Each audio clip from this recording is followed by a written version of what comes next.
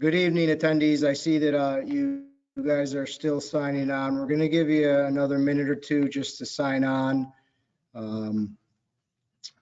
We actually have tonight, and for some reason we have no video for you right now, but I'm working on that as we speak. Before we begin the meeting tonight, we have folks here on the webinar and we have folks here in the room. So we're going to do two things tonight, and that's to test my ability to be able to multitask. So be patient with me, and I'll be trying to keep the webinar going and attending to the folks on the webinar, which we still don't have a video for you folks on the webinar, but I'll work on it as we, there we go. See that? We got it now. You can see our smiling faces. Well, and everyone in masks, except for me.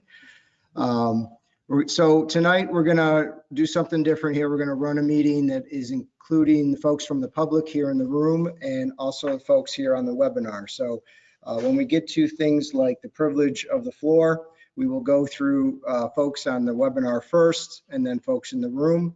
And when we get to the public hearings, we'll do the same thing. So folks on the webinar, you are muted. If you want to speak, you can raise your virtual hand. You'll see a hand that you can raise that will call upon you and unmute you. You have to be mindful that you have to unmute yourself as well. A lot of folks forget that part. You could also type questions in. I'll read those and respond to them as they come in. There's a little pen icon there that you can just tap on and type questions in as well. So, and we here in the room promise to be on our best behavior as well. So with that, I'm going to call the meeting to order. Welcome to the August 19th meeting of the Glenville Town Board. Please rise for the invocation and pledge of allegiance. I didn't prepare an invocation tonight. I just want to say that I'm grateful to have people among us again. I never thought I'd miss folks from the public so much, and thank you for coming out and participating here tonight. I want to thank the board for all the work they've done over the past couple of months.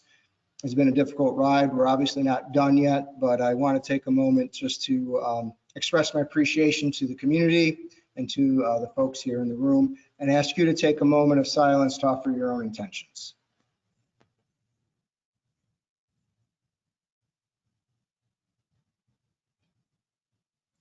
Amen. I pledge allegiance to the flag of the United States of America and to the republic for which it stands, one nation, under God, indivisible, with liberty and justice for all. Please call the roll.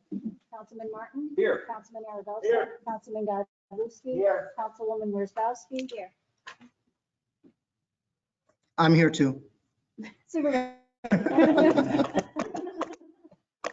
Thanks, Linda. So easily forgotten. Thank you. So before we get to town council reports, I do want to just note that we have the agendas up front. We have the public hearing language up front as well for anyone who wants to read through it. We do have an add-on. So we're going to do add-on resolution number 1, which is going to come after item number 24 on the agenda before new business, and that's an add-on resolution that accepts bids for the Melwick Park project that we're doing. We have 3 bids to accept. They came in late. Well, they didn't come in late, but in relation to the calendar, late for us to get them on the agenda before we opened them. So that add-on will be put on at that point on the agenda. We'll now move into town council reports, and I'll start on my left with Councilman Mike Godlewski.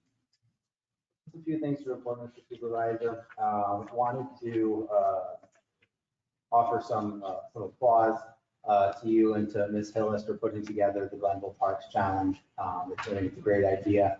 I'm sure you'll probably talk a little bit more about it as we go on. The information is up on the town's website. It's essentially, scavenger hunt is the wrong term, but a list of activities in various parks within the town of Glenville. And there's a prize for individuals who, the first to complete it, individuals who complete it. But the overarching theme is obviously everyone's a little pent up at this point from what's going on with COVID-19. It gives people something to do and kind of gives you a checklist of things to focus on. So it was a really, really good thing. Kind of following along those lines, I did just want to mention, my wife and I have been through Collins Park a number of times recently. Just how, every time we go through, we see a large number of people who are mostly adhering to social distancing guidelines and being cognizant of what's going on in the world with COVID-19. Particularly folks out playing tennis or pickleball. I've actually seen two elected officials from other municipalities in my travels over there utilizing the pickleball courts. And both have indicated what a great resource it is and what a great asset. And the mayor of Scotia is here, what a great asset it is for both the village and the town. And certainly we should, my feeling is we should continue to look for ways to make sure that this is an asset that continues to flourish really as a crown jewel for not just Scotia and Glenville, but for Schenectady County as a whole. And lastly, I did just want to offer, on a little bit of a sad note, offer my condolences to a friend of mine who passed away over the weekend, an attorney that I worked with a lot over the years, named Jim Martin, not to be confused with Councilman Jim Martin of the same name. But I did just want to note it for tonight. Jim was and the reason I'm doing so, Jim was for 30 years worked as a Schenectady, a public defender in the family court system and around the area. A lot of people who pass through family court encountered Jim in some form or fashion. He represented a countless number of folks, including folks from Scotia and Glenville. For the past 10 years of my professional career, that's what I've done. I've worked as a representative or attorney for the Department of Social Services, Office of Children and Family Services. So we did battle a lot. And it's not, in the legal profession, it's weird because a lot of times you find yourself adverse to somebody in a trial setting. And Jim was as fierce and tenacious as a competitor and an advocate as I ever came across. But kind of looking back, our fights and our battles made me better at my job and made me better at what I do. And he is, I look at him as a mentor to me. And the debt that the community as a whole owes this gentleman. And another thing to note, Jim overcame a visual impairment that by the end of his professional career, he couldn't see at all. And so he really was a mountain of a man, both literally and figuratively. So I did just want to offer condolences for him. There are other judges too that live in our community that I think would share those sentiments. When I say our community, live within Scotia Glenville. So that's all, Mr. Supervisor. Councilwoman Worzbowski. Yes, Mr. Supervisor, I just wanted to extend my thanks to Chief Janik and to Officer Ferretti for allowing me to do a ride along in one of our new traffic cars last week. I found it to be very informative. Officer Ferretti, I found him, I already knew that he was, but found him to be extremely professional in dealing with the members of the public. He was very welcoming to me and definitely educated me on a lot of different things that they do and why they do them, and was willing to answer my questions, although I did not get to drive. I wanted to, but he said that the chief wouldn't like it, so we said we wouldn't do that. So, I wanted to work the siren, but he said no to that too. So I just rode, which was great. So I wanted to extend my thanks to the officers. The other officers that were on shift were also very welcoming to me, and I'd like to thank them for their hospitality. I always find that I learn a lot when I go and do my ride-alongs, and I was grateful for the opportunity. Thank you. Councilman Martin. Yeah, just a couple of things. We have our continuing monthly virtual meetings of the Zoning Revision Committee. We have a number of things as the fruit of that labor on our agenda tonight, but we're continuing to work on a couple other items relating to the subdivision regulations, and those changes will be forthcoming. And I just want to say thanks to Melissa. She's just been tremendous with her motivation to keep these changes going and keep these things forthcoming, and it ultimately serves the residents that much better. And I want to thank her for that. Also, I think it's interesting to note in this time of the COVID-19 outbreak and all that, I heard some good news and I thought it was worth sharing. This stopped meeting the CDC definition of a pandemic 8 weeks ago. So in case somebody says we're in the midst of the pandemic, well, no, we're not. That's over. And then the other thing I heard is that the outbreak has actually fallen to the point nationally where we're back below the average national rate of death every day. So that means that, you know, it's pretty much like a disease out there in the public. It's not, you know, the outbreak that it was, and the deaths nationally now are under the national average again. So those are two pieces of good news on that front. And my third and final thing, and I will say this every time until I'm out of office, I want to say thanks to the police department for all they do for this community and keeping us safe and secure. They deserve our wholehearted support, and they certainly have this councilman's support. I just always want to point that out and say thank you for what they do for us. That's it. Thank you. Councilman Aragosa. A couple of those. First of all, census is still going on. Now people are starting to come to your door and knock on your door to get counted. If they do that, make sure that they have, you ask them for their badge, and if they show that, please let them help you fill out the census. It's important. It's important to all of us, and thank you. Drive-through food pantry next Thursday, August 27th. It's available to anyone and everyone. Happening at Page School in Schenectady, 8:30 a.m. The Schenectady Foundation and the Regional Food Pantry are largely in charge of that. And if you're in need, feel free to come through. It's contactless. The only thing they'll ask you is they try to get some information on where you're from, i.e. your zip code. They don't ask you anything else, other than that. The other thing is we are working with the foundation and the Scotia Masons to bring a pantry to the village of Scotia sometime in September. Thank you. Thank you, One Councilman. more thing.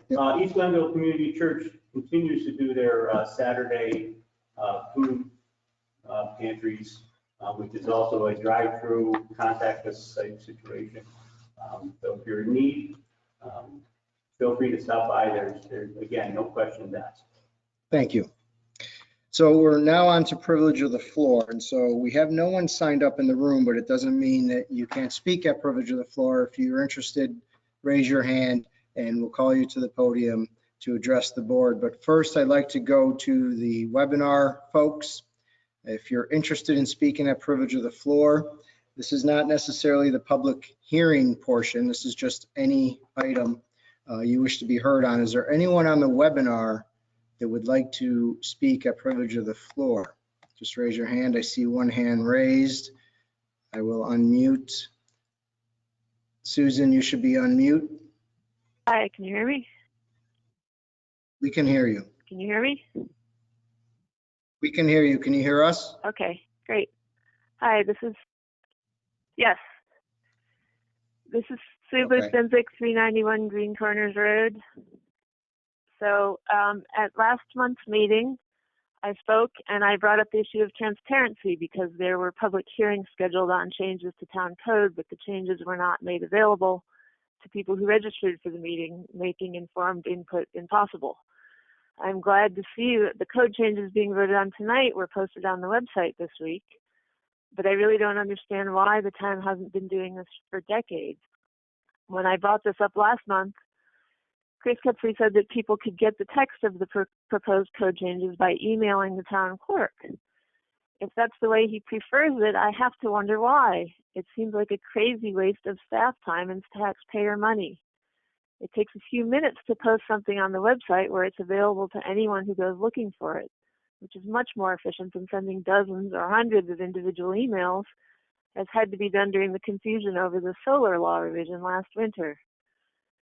It's always seemed like adding insult to injury that when town board agendas are sent out to the town email list, they often say that things that are going to be discussed at the meeting, such as the text of proposed laws, are attached, but they never are. Why on earth not? Attaching a document to an email is not hard to do. As far as I can see, requiring people to ask for things to be emailed to them individually doesn't accomplish anything except restricting access. Chris also said last month that residents have a responsibility to reach out and ask questions about things they're interested in. That's pretty hard to do if you don't know what your interest might be in something. When someone sees a mention in the agenda of a revision to the vehicles and traffic section of the code, they're not likely to wonder whether the road they live on is going to be closed or the type of car they drive is going to be banned on town roads. People who saw that there was a proposed change regarding personal wireless service facilities being voted on tonight probably didn't wonder whether all cell towers were going to be removed from the town so that they wouldn't be able to use their cell phones anymore. Similarly, people who saw that there was a proposed change to the solar code 3 years ago probably didn't suspect that their ability to install ground-mounted solar panels was about to be taken away. The town has a responsibility to keep residents informed. The town shouldn't be forcing residents to hunt for information on pending decisions that affect their lives. 1 or 2 sentence summaries of the proposed changes were put on the website in preparation for tonight's meeting. That's great. Why isn't that done all the time? Why doesn't every agenda that contains the mention of proposed changes to town code include a short summary of what those changes entail? It would take so little effort. I really wonder why the town isn't willing to do it. That's all. Is there anyone else that wishes to be heard at privilege of the floor on the webinar? Just raise your hand or you can type it in. Seeing none at this point, I'll move on to the folks in the room, but if someone does have something, feel free to raise your hand. Anyone in the room wish to be heard at privilege of the floor?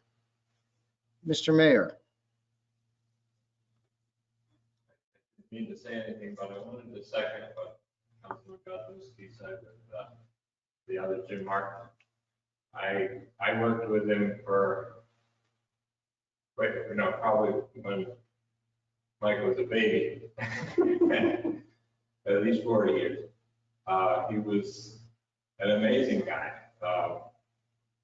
He was one of the people who taught you that you can't judge a book by its cover. He was handicapped, certainly. He looked handicapped, but he knew exactly what he wanted, when he wanted it, and he would misjudge it at your peril.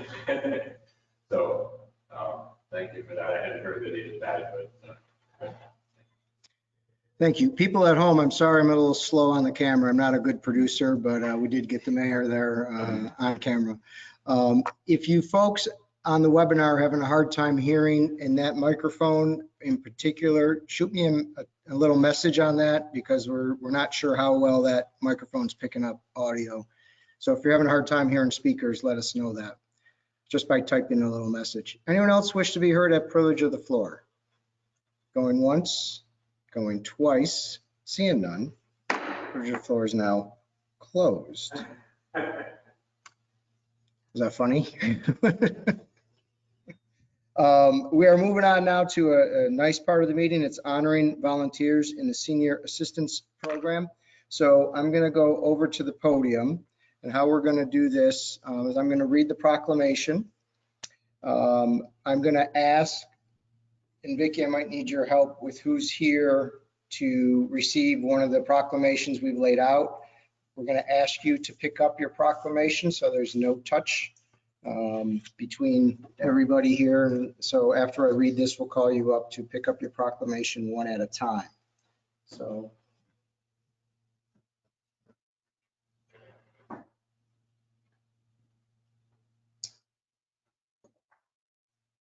I wanted to thank Vicki for, well, we'll be thanking Vicki for a few things here tonight, but I wanted to thank her for taking the time to really put this together and making sure that we took our opportunity to thank all the people that made this important program happen. You know, I think one of the things that was most touching for me anyway through this difficult time that our town went through is the people.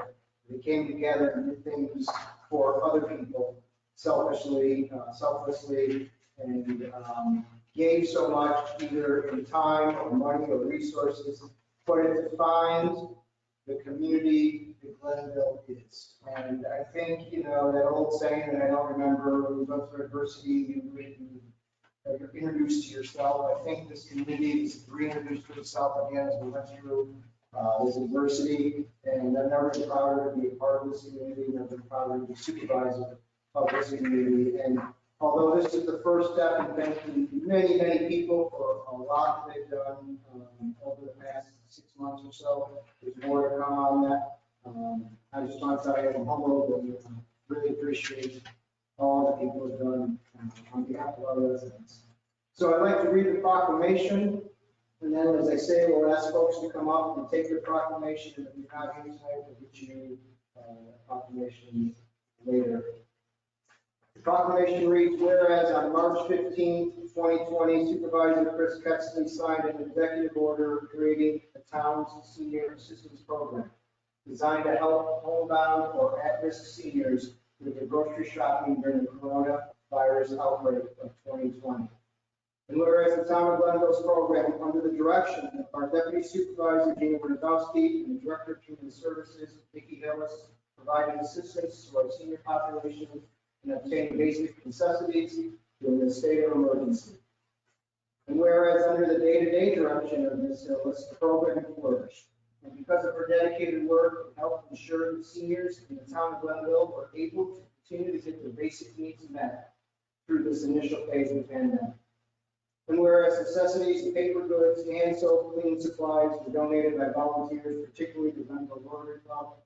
And whereas many volunteers, such as Julie Davenport and Maureen Martin, manned the phones to cure the seniors' grocery lists.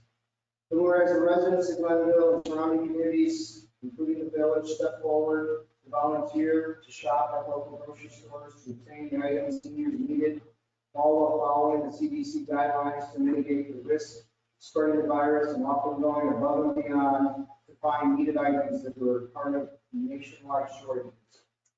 And whereas many of the volunteers committed to weeks of shopping for groceries for vulnerable seniors, and while too numerous to name here, these volunteers giving the greatest services include Mary Beth Irwin, Terry Hudson, Sherry Venner, Jenny Mancini, Deanna Manetti, Betsy Fisher, Tammy Stocker, Tracy Nothaway, Kathy Nisco, Christy Van Patten, Stacy Agostino, Rachel Winters, Christine Jarosky, Leslie Pack, Jeff Pelletier, Ann Holloway, Anne Marie Schwartz, Amy Aldrich, Sharon Westphal, Christine Semenio, Deborah Dempsey, Richard Frederick, Paula Young, Jennifer Presage,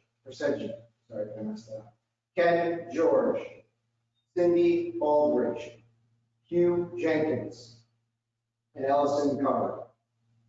And whereas several volunteers stepped forward to deliver these groceries to 78 senior homes, and while observing the safety guidelines put in place with some volunteers, drivers delivering over 60 grocery orders during these months, namely our top grocery deliverers, Nick Overly, 81 deliveries, Mayor Tom Gifford, 74 deliveries, Charlie Shepard, 72 deliveries, and our own deputy supervisor, Gina Rogowski, 66 deliveries.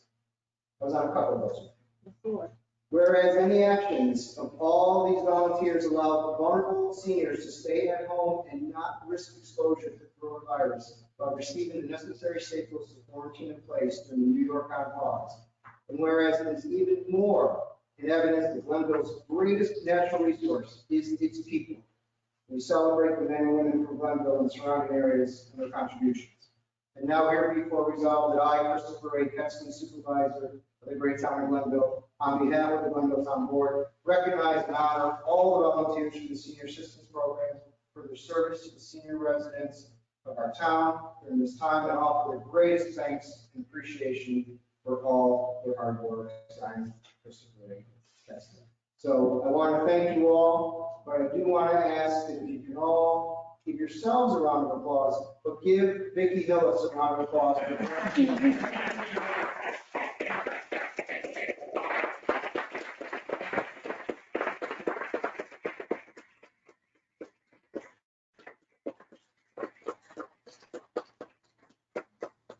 Vicki, you know who's here.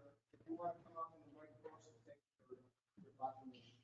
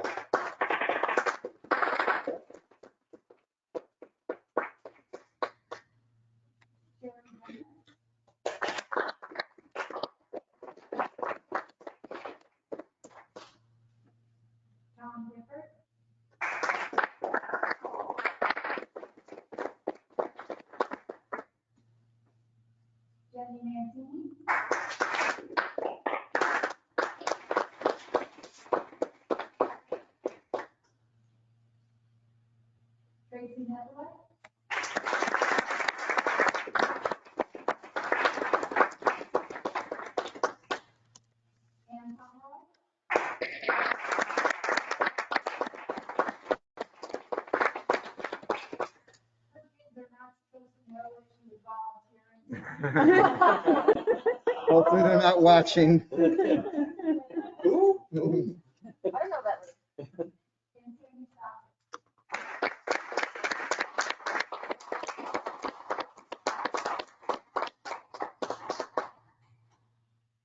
Thank you, Vicki. Thank you all again. The feedback I got was that folks are having a hard time hearing at that podium. So I will deliver the rest of the messages tonight, the supervisor's report from here. But in the interim, so we're gonna have a public hearing. So I'm gonna ask if you do speak at the public hearing, speak as loud as you can so the folks at home can hear you a little bit better.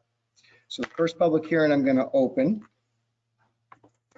is the public hearing regarding a proposed law to supplemental regulations regarding personal wireless service facilities, which is to the chapter 270 zoning of the code of town of Glenville. This one is in relation to concerns with the new 5G technology. The town has been in negotiations with, we just lost our video. Town has been in negotiations with Verizon on the new 5G rollout. And so we have to update some of our codes to ensure safety and aesthetically fitting standards to our poles. So I'm going to open that public hearing. Again, folks on the webinar can speak. If you want to raise your hand, we'll unmute you. Is there anyone in this room that wishes to be heard on the 5G regulations? No. You're going to miss the supervisor's report, but that's probably why you're leaving. You can watch it on the video. Thank you all. So I'm assuming since people are walking out of the door, there's no one here to speak about that. We're going to close that. Since it's a mass exodus, we're going to close that. Okay, the next public hearing is to hear anyone interested in speaking about changes or amendments to zoning section 270-3 definitions to the zoning code. This one deals with the code committee, as Councilman Martin talked about earlier, reviewed and permitted uses listed through the zoning code and found that some of the terms were not defined. So this is adding definition. It's a housekeeping matter, but the public hearing is now open Anyone wish to be heard on the changes or definitions to within that code? Anyone in the room? Anyone on the webinar? Seeing none, that is now closed. The next public hearing is to hear all those interested in amendment to section 270-10 through 13 of Article 5, Districts and Boundaries. This one, again, came from the Code Committee as they're looking through the different codes and saw that Freeman's Bridge Road zoning districts to the town board for approval. It became apparent that the sections of the code were impacted, other sections than were listed. Districts and Boundaries is one of those sections that did not refer to the Freeman's Bridge Road district. This is a small housekeeping edit to make sure that the Freeman's Bridge Road district is referred to in our code. So I will open that public hearing. Anyone wish to be heard on that matter within the room or on the webinar? Seeing none. Going once, going twice. That is now closed. Next, public hearing. Public hearing to hear any person interested in a proposed local law regarding sign control, section 270-66 through 72. This one, again, came from the Codes Committee, and they developed guidelines that the town board approved earlier this year. However, the submission at that time did not include removal of the old guidelines, so this is yet another housekeeping matter. So this would remove the old section of the guidelines, and then that, which would preempt the new guidelines we adopted. So this is, again, just a housekeeping matter. I'll open that public hearing. Anyone wish to be heard on that matter, either in the room or on the webinar? Oh, skip it. Okay. So we're open, we're right now on number 11, sign control. Anyone wish to be heard on that? And I still see nobody, so that is now closed. I'm going to go back to the next public hearing, which I skipped, and that's to hear any person interested in commercial development design guidelines, section 20-133 through 138. This one is what I just read, is the guideline that, that when we approved last time earlier this year, we did not take out the old guidelines. So that public hearing is now open. Anyone wish to be heard on that matter? Going once, going twice, seeing none, that is now closed. The side control one, we actually just went through, but I will let folks know and we'll reopen it if anyone wants to speak about it. It is the same thing through the code review committee. They found that there's, to get us in compliance with our comprehensive plan, which was passed a couple of years ago. In review, there were some sign rules that were spread throughout the code, and this is to encourage development. The committee sought to consolidate the sign rules for clarity, consistency, and aesthetic accuracy. So in doing so, it became clear that the Freeman's Bridge Road, again, corridor was missing the sign in their section, the sign section within their code. So this would add the code, the sign code into the Freeman's Bridge Road section. So we'll only reopen if anyone wants to speak on that. Nobody in the room and nobody on the webinar. So we'll move on now to item 12, which is another public hearing to hear anyone interested in proposed amendments to the zoning map regarding parcels at 507 Saratoga Road, 511 Saratoga Road, and 517 Saratoga Road as a community business zoning district in accordance with section 270-152 of the zoning code. I will open the public hearing. This is the matter regarding changing 3 parcels on Saratoga Road, commonly known as the Bayou and Marcella's, and then a single family home in between on those 3 parcels to community business zoning district. Anyone in the room wish to be heard on that matter? Anyone on the webinar wish to be heard on that matter? Seeing none. Now close that public hearing. Okay, so we've come to supervisor's comment to the board. I normally do that from the podium, but since we're having a hard time hearing from the podium, I'll stay right here and address my comments from here. Just to pick up on what Councilman Galuski talked about earlier, I want to thank Vicki as well for putting together the Park Challenge. It was a wonderful idea. I had an opportunity, Channel 9 wanted to interview me out in the parks, and one of the things they had me do was play tennis. I've never played tennis in my life. So somewhere on video, there's me trying to play tennis. If you ever want to laugh, I guess try to find that. But I've completed many of the challenges. I'm not there yet, but it's 10 activities over 9 parks. And some of those parks are village parks. Some are county parks, and most are town parks. But we really wanted to make it inclusive to all natural resources and parks within the town, and I thought that was important. And we've had a good response to it. Folks are excited about it. We've had people turn in for their patches already. So thank you for that great idea. It was a wonderful way of calling attention to all the new things we've done in our parks over the past couple of years, and the story trail and all those things. So thank you, Vicki, for your work on that.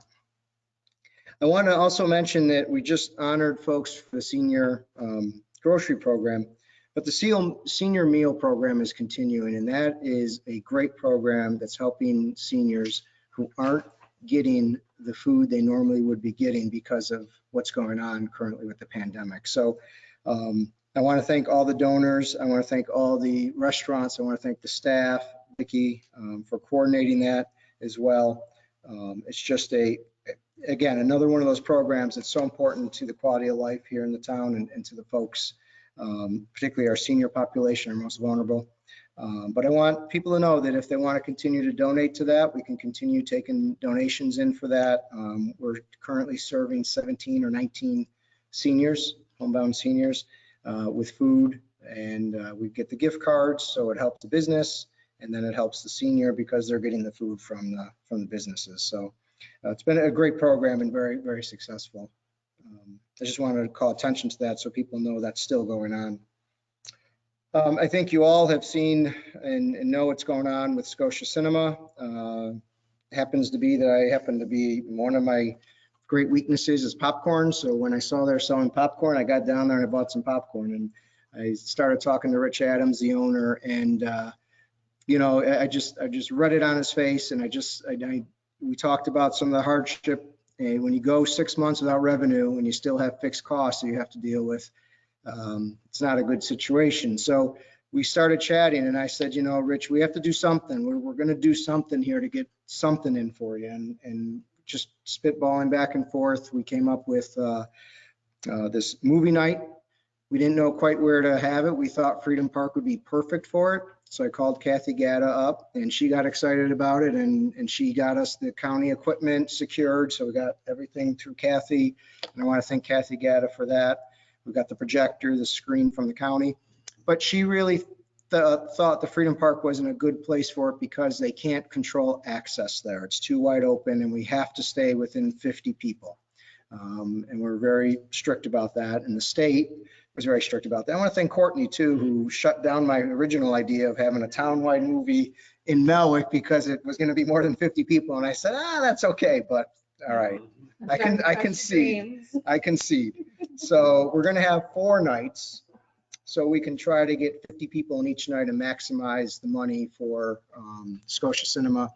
And so Kathy and I were talking, and Kathy said, you know, how about ESAM? They have the gate. You can get behind the gate and control that very easily. And so that's a great idea. And they called them up, and they said, you know, we're dealing with the same revenue problems. We'd love to have it here. And so now this is going to benefit both Scotia Cinema and ESAM. So short story, September 3rd through 6th, if you can. It's a child's movie. It's Onward, but it's not about the movie, folks. It's about supporting Scotia Cinema and ESAM. If you can make it out to any one of those nights, please come out. We're going to be selling T-shirts. We're going to be selling popcorn, refreshments, anything. If you can give more money, that would be great too. $5, $10 helps. We're hoping, I know there's a big push right now to get the movie theaters open. We're hoping the governor does that and Rich can start doing business again. But until that happens, let's try to please give them all the support we can. It's iconic business on Mohawk Avenue. It would be a dagger to the heart of Mohawk Avenue if that ever closed. So it's important to support. Chief Janik and I just want to report, met with the Woodhaven Neighborhood Association on the webinar. We had a great conversation about some concerns they're having in their community. I want to echo what Councilwoman Rosbowski said earlier about our police department. A few of the Woodhaven members, neighbors, talked about how professional our police officers were when they responded to very difficult calls within that neighborhood. And I just want to thank the police department for all the professional work that they do. They're in some difficult situations. I heard about them the other day on this call, and they perform admirably. So I just want to point that out and thank our police officers for that. I was able to attend the Mohawk Honda ribbon cutting of their brand new $11 million project, the detailing center. It brings 10 new jobs into our community. I think it's worth noting because during all that's going on, we have some businesses that are still investing and still bringing new jobs and new investments into the town. I want to congratulate them for that. It looks great, and I wish them all the best. And finally, I want to just summarize our budget situation. The board already knows this. We talked about this at the work session. I want our residents, because transparency is very important to us, and this is the only town who's transparent enough to do budget hearings. And I've been doing that since the first year I was supervisor, because transparency is important and we achieve transparency. And one of the ways we do that is we have budget hearings. So for those who are interested, I ask you to write down these dates. September 16th, 2020, budget forum, first budget forum in this room. Tuesday, September 22nd, our second budget forum in the senior center. We don't normally get a lot of people at these budget forums, and that's good because people mostly are comfortable with our budget, and I'm glad to say that. But this year is going to be a very tough year, and we're going to need engagement by our residents on this. I want to just lay out a little bit of what we're facing as our department heads and I and our comptroller put together our tentative budget.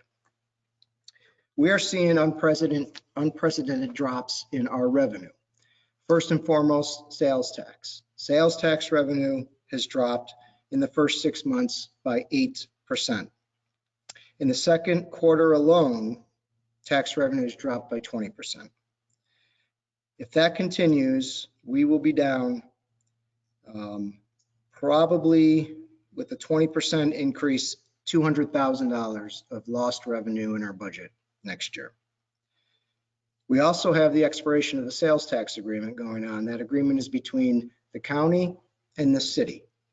Right now, we have a small share of the sales tax that comes from the county, but we do not know what that share will be going into 2021 because it's going to be a new agreement, and we're in a pandemic and historic revenue drops. So we're very concerned we're going to lose our sales tax share.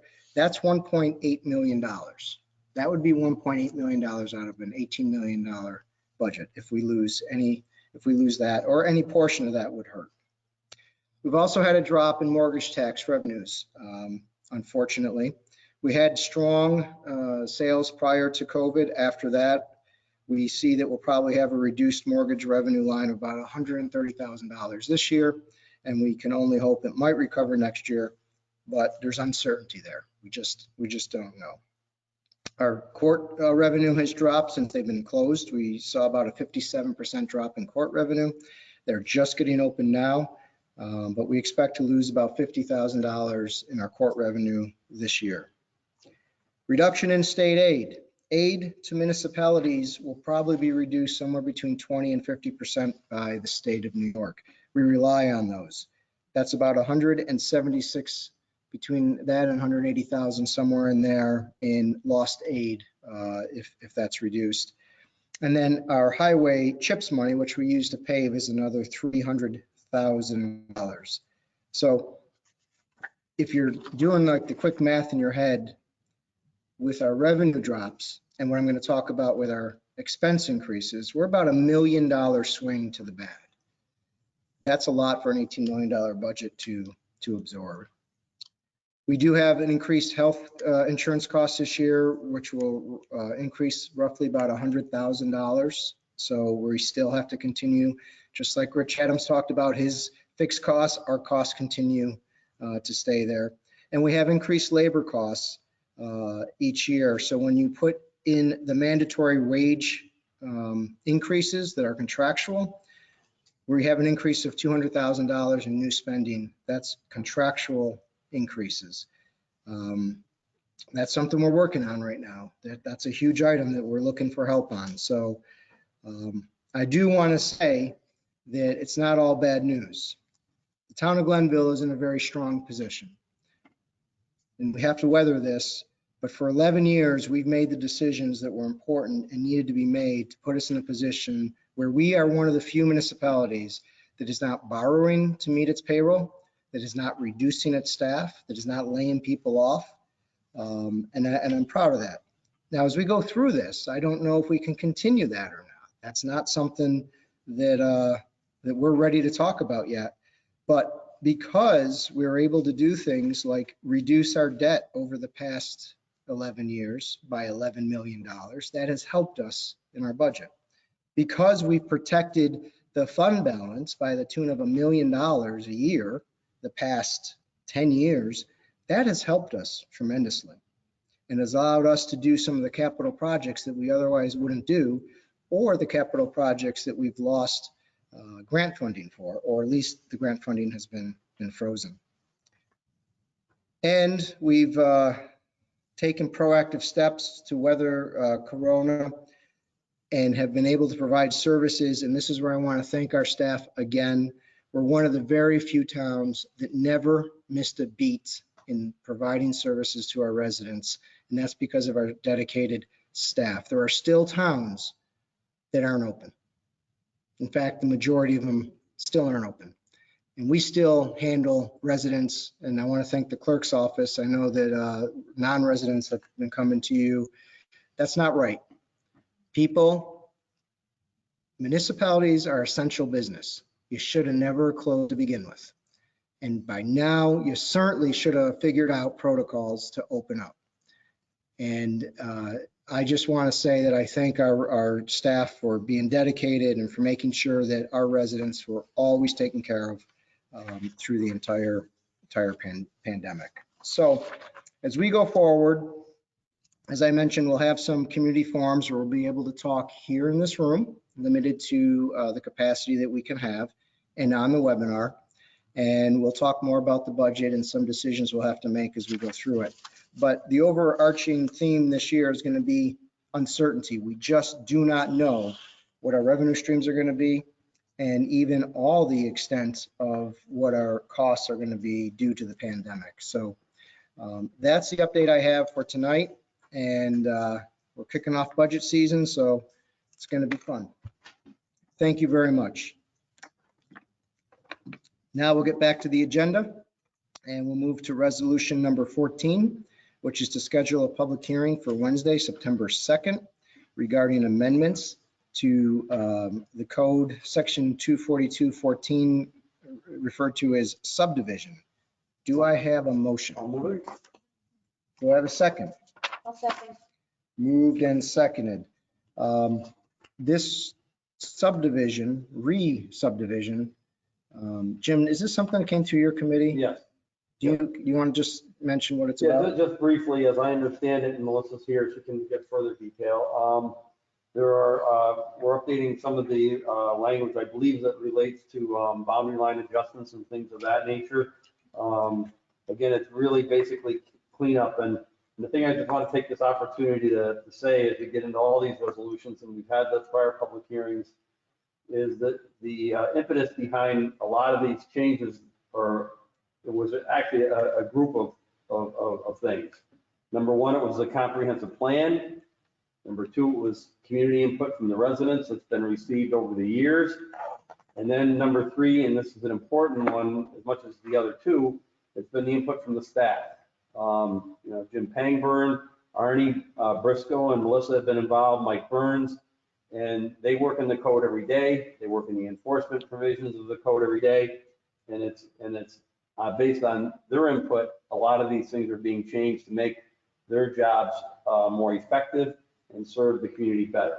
And I want to, again, thank them for their effort participating in these meetings. It's always after the workday in the evening, extra time away from their families and their personal responsibilities, and they're making that effort. And that's why there's been this such a number of changes, and it's long been needed. And due to the dedication of their efforts, this is finally coming about. So that's just a universal comment as we get through these next set of resolutions. And I just want to thank them for their efforts. Thank you, Jim. Any other questions or comments? Seeing none, please record the vote. Councilman Martin? Yes. Councilman Aragosa? Yes. Councilman Godlewski? Yes. Councilwoman Wozzachowski? Yes. Supervisor Pettsley? Yes, resolution passes. Next, resolution 15, scheduling a public hearing for September 2nd, 7 o'clock here in this room regarding sections 232-1 through 7, garbage and refuse of the code of the town of Glenville. Do I have a motion? I'll move it. Do I have a second? Second. Moved and seconded. Councilman Martin, did you want to talk about this one? Melissa, this one I'm going to have to rely on you to give some detail on this one.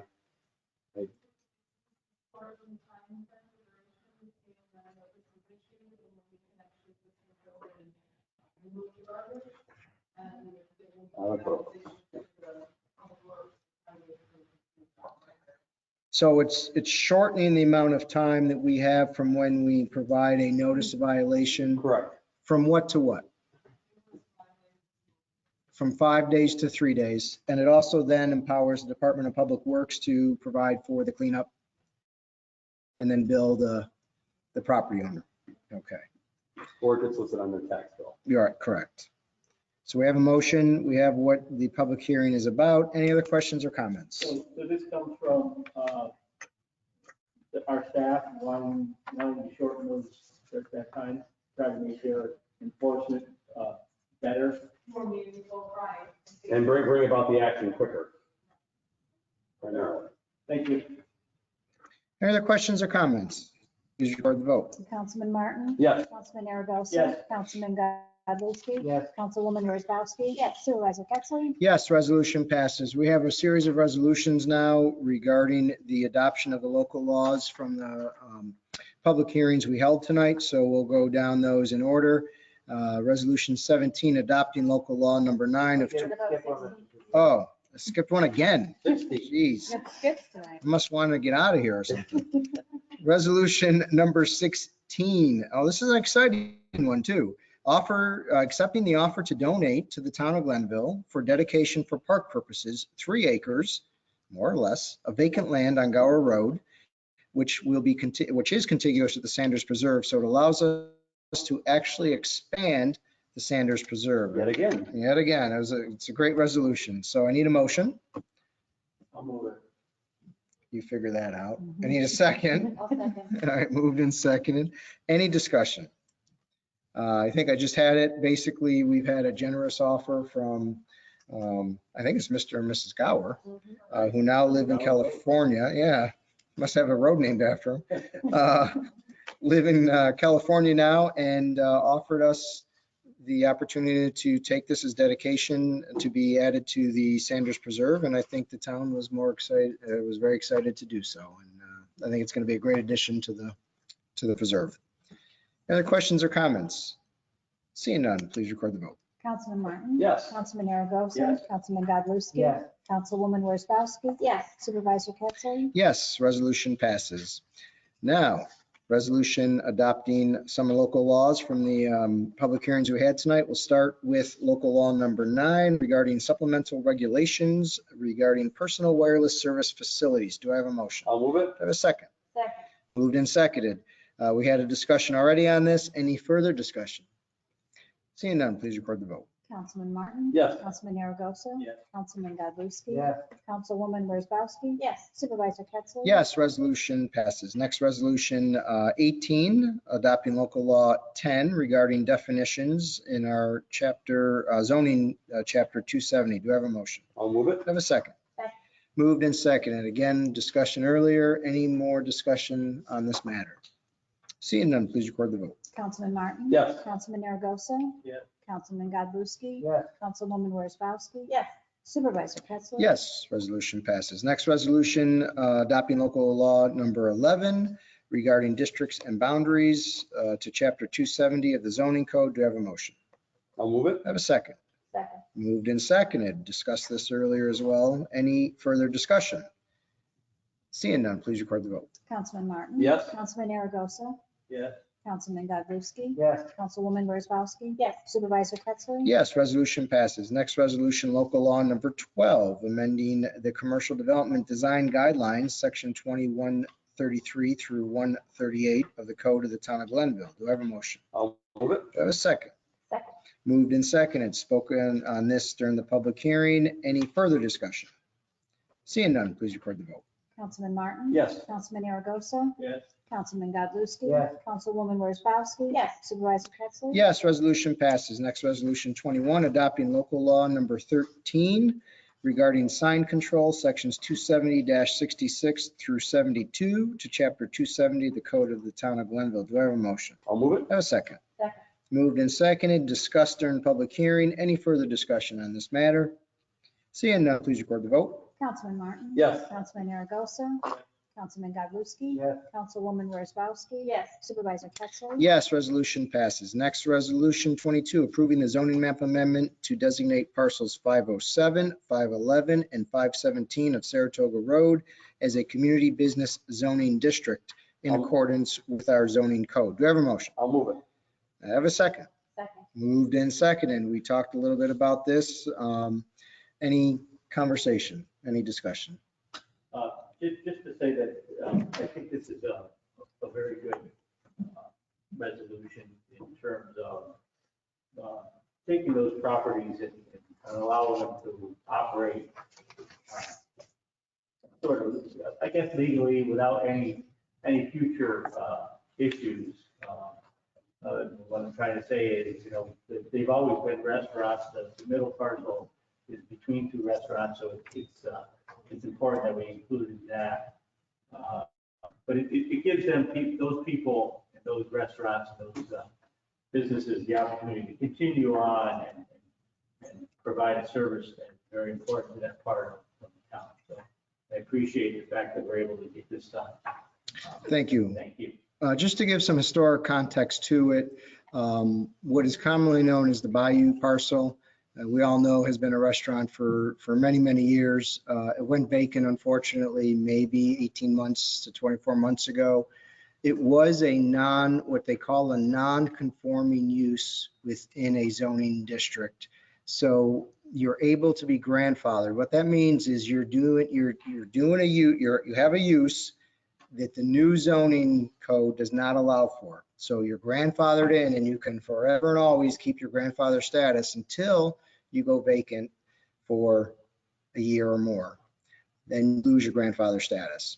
So we're stuck with this unique situation that we have a long tradition of a restaurant there. We have a building that conforms to the use of a restaurant. We have folks interested in buying it and continuing to be a restaurant. And so we would have to make that allowable use within that zone in order to allow that to continue. If we did not do that, you cannot open a restaurant on that parcel, and it would have to be what would have been prior as a single family house. And there was just no use for that on Route 50. And so this allows us to welcome a new business into town, to revitalize the property, and to get it back in useful hands and give residents another restaurant to go to on the north end of town, which is badly needed. Anything to add to that? Just a note that the size of the property is such that there will be no issues with parking, people coming and going Right. into the property. They're very big parcels. it's a good idea. I would just second the sentiments that have been already offered, that I think this is certainly a good thing. It's certainly helpful to, you know, a very valuable commercial district within the town of Glenville.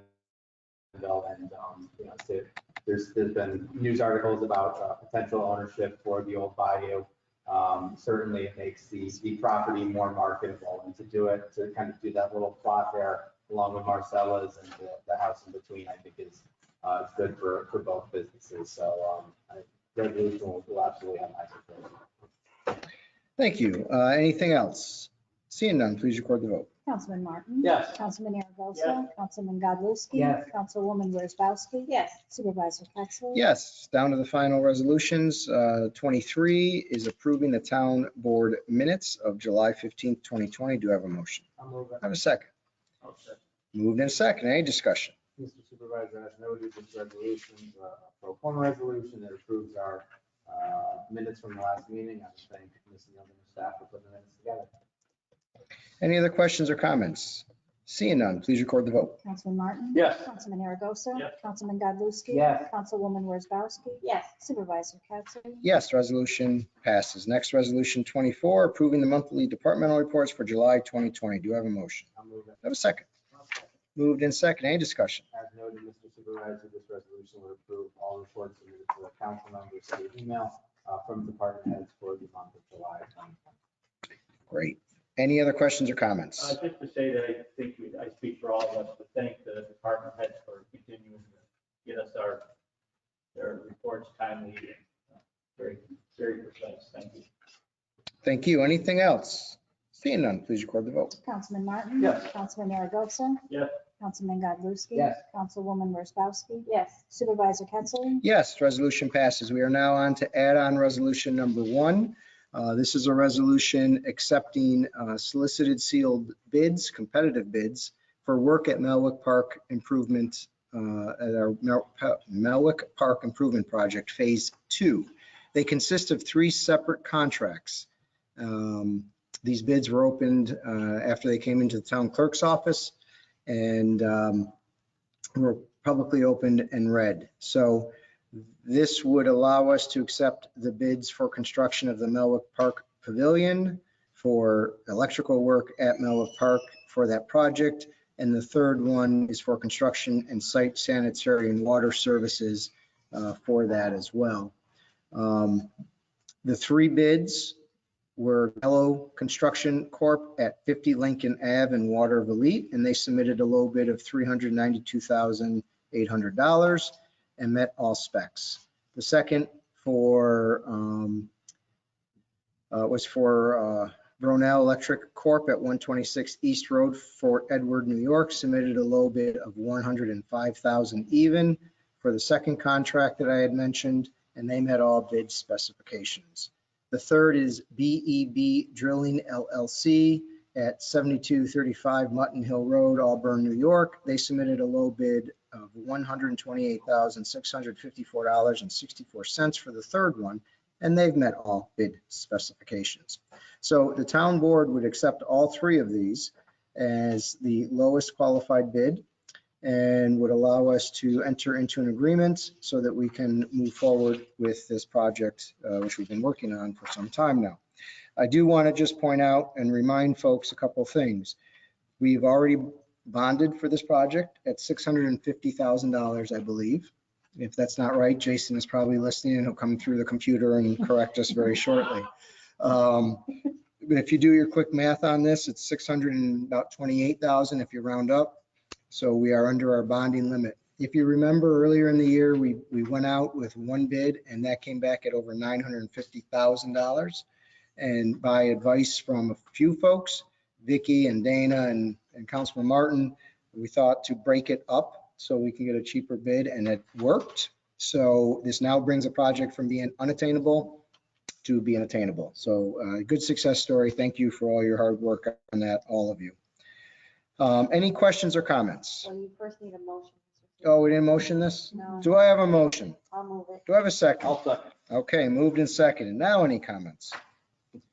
Okay, seeing none. I Oh, was just gonna say, I'm glad to see that we're actually gonna be able to get this done. as you know, Mellow Park has always been very important to me.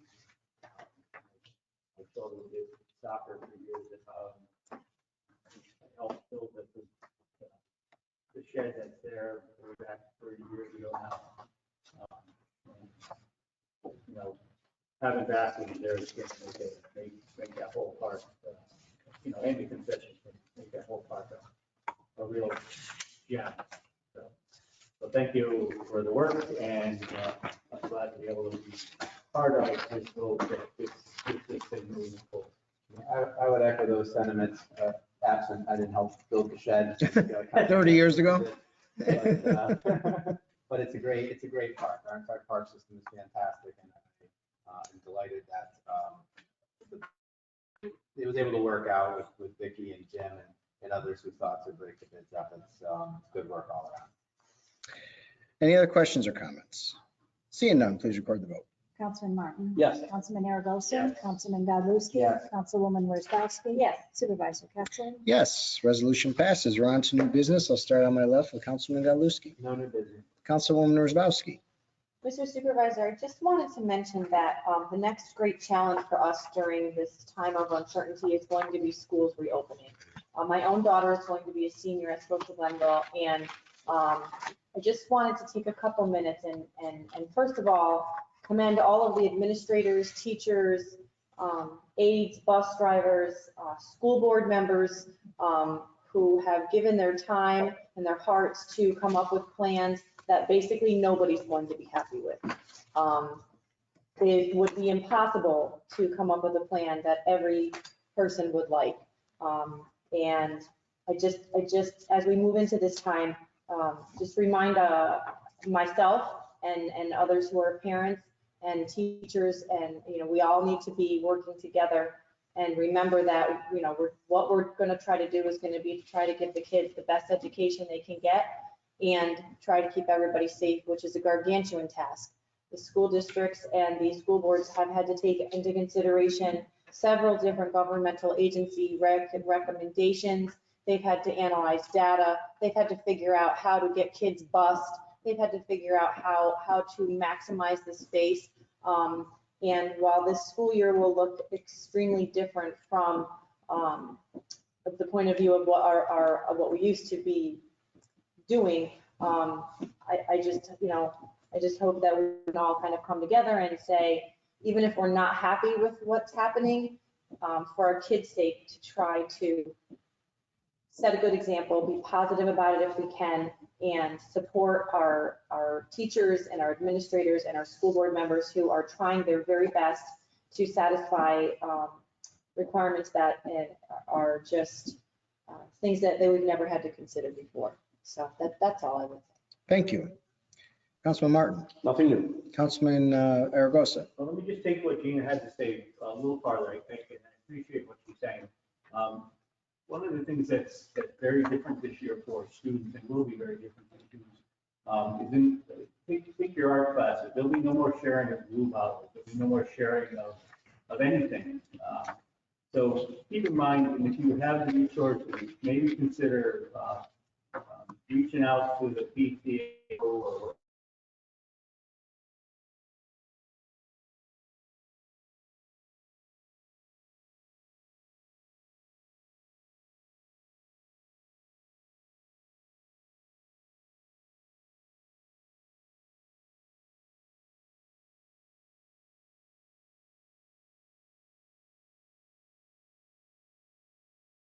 Favor aye. Aye. Any opposed? We're adjourned. Thank you. That was loud. Mhm. I guess.